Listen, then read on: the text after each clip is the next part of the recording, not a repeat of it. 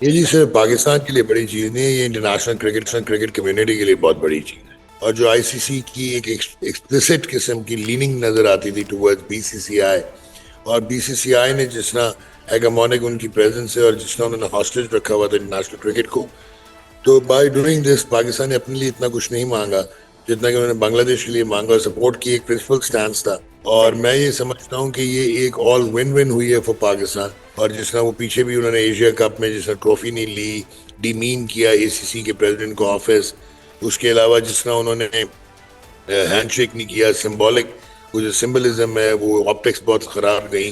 हालांकि वो आईसीसी के फ्रेमवर्क में पेनल्टी नहीं आती थी, पर सूर्या कुमार यादव ने जिस तरह पॉलिटिकल स्टेटमेंट्स दी थी, आर्मी की बात की थी पोस्ट मैच इंटरव्यू में एशिया कप में। अब रुख करेंगे क्रिकेट के मैदान का, जिसके लिए हमें ज्वाइन किया है senior cricket analyst doctor Numan Niaz ने। बहुत शुक्रिया सर प्रोग्राम में अपना कीमती वक्त देने के लिए।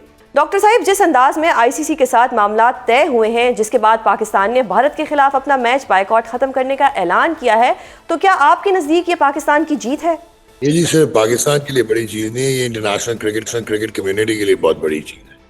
और बाय टेकिंग दिस डिसीजन और जो इसकी आउटकम हुई है, पाकिस्तान ना सिर्फ के जियो पोलिटिकली और रीजनल आपको स्ट्रेंथ नजर आएगी और आपको नैरेटिव बिल्डअप होता नजर आएगा the way they had stood in solidarity with Bangladesh, but उसके अलावा जो इंटरनेशनल क्रिकेट की फॉल्ट लाइंस थी उसको आइडेंटिफाई किया।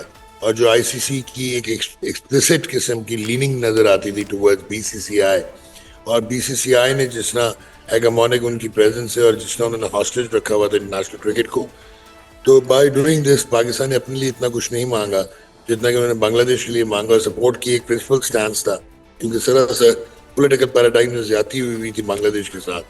तो आपकी रीपोजिशनिंग हो गई है as a major cog in cricket जो है एडमिनिस्ट्रेटिव स्पेस। और मैं ये समझता हूँ कि ये एक ऑल विन विन हुई है फॉर पाकिस्तान। फिर आपने एक्सपोजे किया है बीसीसीआई का, जिस तरह वो पोलिटिसाइज कर रहे हैं क्रिकेट को, और जिस तरह वो पीछे भी उन्होंने एशिया कप में जिस तरह ट्रॉफी नहीं ली, डिमीन किया एसीसी के प्रेसिडेंट को ऑफिस, उसके अलावा जिस तरह उन्होंने हैंडशेक नहीं किया, सिंबॉलिक वो जो सिंबलिज्म है वो ऑप्टिक्स बहुत खराब गई। हालांकि वो आईसीसी के फ्रेमवर्क में पेनल्टी नहीं आती थी, पर सूर्या कुमार यादव ने जिस तरह पॉलिटिकल स्टेटमेंट्स दी थी, आर्मी की बात की थी पोस्ट मैच इंटरव्यू में एशिया कप में, तो उसके बाद मुस्तफीज के साथ टिपिकल पॉलिटिक्स हुई कि बीसीसीआई ने ये जानते हुए कि उन्होंने अपना एक नैरेटिव बिल्ड करना, आसाम में इलेक्शंस हैं, उन्होंने बीसीसीआई को कंपेल किया कि वो केकेआर को कोर्स करें।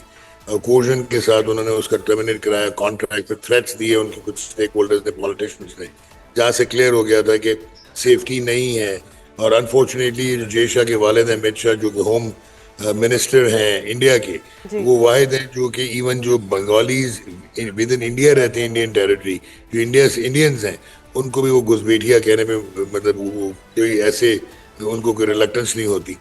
तो ये जो मेजर बोर्ड्स थे, regardless of the cricketing pedigree, Pakistan बड़ी एवरेज टीम है आजकल, नंबर 7 पे आईसीसी रैंकिंग्स में, लेकिन जो आपकी ब्रांड इक्विटी है वो एक और चीज एक्सपोज हुई कि जी पाकिस्तान के बगैर आईसीसी का जो इकोनॉमिक इकोसिस्टम है वो डिरेंज क्या है, वो गिर जाएगा।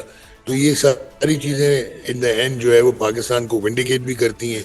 एक ब्रिलियंट, मैं तो समझता हूँ मास्टर स्ट्रोक था, और आपने टाइमली डिसीजन भी वापस किया। मैं 2-3 जब से ये हुआ था मैं कह रहा था कि मैच होगा, पर उसके कॉनोटेशंस क्या होंगी और उसके आउटकम और रिपरकशंस क्या होंगे। सही। तो I think that has been brilliant. सही। डॉक्टर साहब, जिस तरह से पाकिस्तान ने एक स्टेप लिया और सपोर्ट किया, आपको लगता है कि बांग्लादेश को आईसीसी अब स्पेस देगा, जैसा कि एलामिया में लिखा गया है? वो तो दे दी है जी, दे वो दिए। तो उन्होंने कमिट कर लिया है कि एक 2027 से लेके 2031 में उनको एक आईसीसी टूर्नामेंट मिलेगा कंपनसेशन के तौर पे, क्योंकि जब ये रॉयट्स हो रहे थे पॉलिटिकल, जब गवर्नमेंट चेंज हो रही थी हसीना वाजिद की, जो कि एक्सट्राडाइट होकर इंडिया पहुंच गई थी, तो उस वक्त वो टूर्नामेंट शिफ्ट हो गया था आईसीसी का 19 वर्ल्ड कप जिम्बाब्वे में।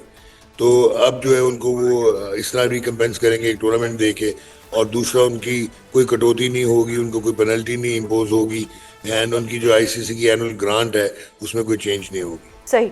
डॉक्टर साहिब, आज अमेरिका के खिलाफ मैच में पाकिस्तान ने फास्ट बॉलर सलमान मिर्जा की जगह स्पिनर उस्मान तारिक को शामिल किया है। आपके नज़दीक ये कितनी अच्छी मूव है? देखिए, मैं समझता हूँ इवन पहले मैच में भी प्रॉब्लम आई थी हमारे कप्तान सलमान अली आगा को, इतनी उनके पास चॉइसेस ने स्पिन की कि वो भूल ही गए, और 17वें ओवर में साइम अयूब को लेके आए जो T20 क्रिकेट के बेस्ट ऑलराउंडर हैं, और उन्होंने नेदरलैंड्स के अगेंस्ट एक ही ओवर में 2 आउट कर दिए। तो उस्मान तारिक और इब्रार का खेलना एक ट्रम्प कार्ड है, मास्टरली है, दोनों ब्रिलियंट स्पिनर्स हैं। लेकिन शादाब भी आपके पास हैं, नवाज भी आपके पास है, साइम अयूब भी आपके पास हैं। तो उसमें अगर आप देखेंगे तो ऑल स्पिन अटैक जो है वो उसको यूटिलाइजेशन कैसे होनी है, ये एक इंटेग्रल चीज़ होगी।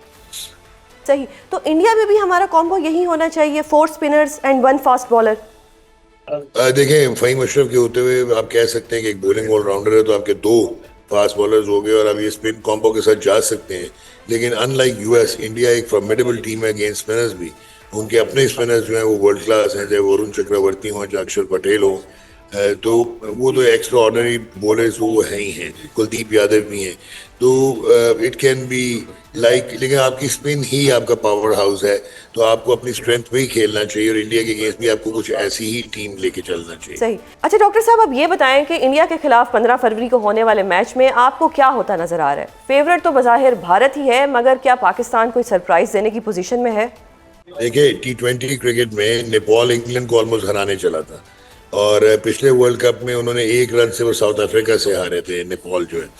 सो नेदरलैंड ने पाकिस्तान को पकड़ लिया। इंडिया के यूएस ने पावर प्ले में 4 आउट कर दिए यूएस ने, उसके बाद 77 में 7 कर दिए। तो T20 क्रिकेट में ये जो गैप है ये थोड़ा सा शॉर्टन हो जाता है।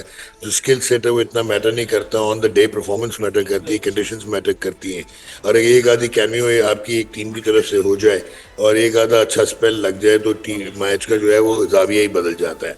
लेकिन to all intents and purpose India is the greatest and hottest property cricketing skills के लिहाज से इस वक्त दुनिया के क्रिकेट में। द वे उनका बिल्डअप था न्यूजीलैंड के अगेंस्ट, एक मैच में उन्होंने T20 के 271 भी कर दिया।